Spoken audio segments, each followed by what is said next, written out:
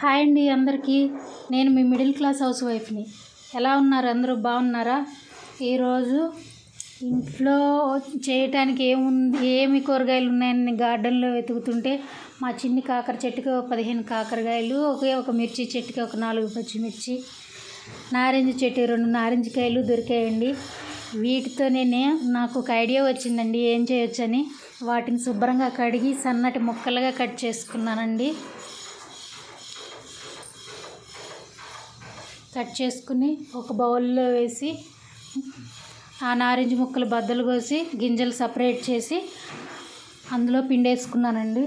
ఇప్పుడు అందులోనే 1 స్పూన్ ఉప్పు, 1 స్పూన్ కారం, 1/2 టేబుల్ స్పూన్ ఆవపిండి, 1/2 టేబుల్ స్పూన్ మెంతిపిండి వేసి మిక్స్ చేసి ఆ తర్వాత 2 టేబుల్ స్పూన్ల ఆయిల్ వేసి మిక్స్ చేసుకున్నానండి.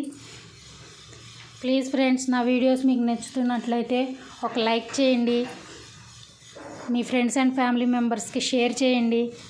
మీకు ఏమన్నా డౌట్లు ఉన్నా, నాకేమన్నా సలహాలు ఇవ్వాలనుకున్నా ఒక కామెంట్ చేయండి. అలాగే నా ఛానల్ సబ్స్క్రైబ్ చేసుకోండి ఫ్రెండ్స్. చూసారా, ఇప్పుడు నేను ఆయిల్ వేసి మిక్స్ చేసుకుంటున్నాను. బాగా మిక్స్ చేసుకుని దాన్ని మూత పెట్టి ఒక రోజంతా అలాగే నాననివ్వాలండి. నెక్స్ట్ డే మార్నింగ్ చూసారా, అది ఊరింది.